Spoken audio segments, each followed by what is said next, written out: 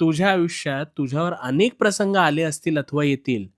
कारण तो प्रत्येक घाव तुला त्या हिऱ्याप्रमाणे अधिक कणखर, मजबूत आणि सोशिक बनवतो.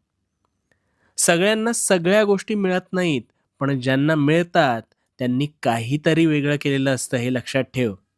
आता हे वेगळं काय असतं याचा तू कधी विचार केलायस? नाही ना?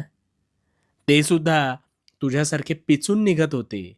पण त्यांनी त्याचं कधी भांडवल न करता त्यांना अपेक्षित गोष्टीसाठी त्यांनी सातत्य ठेवलं.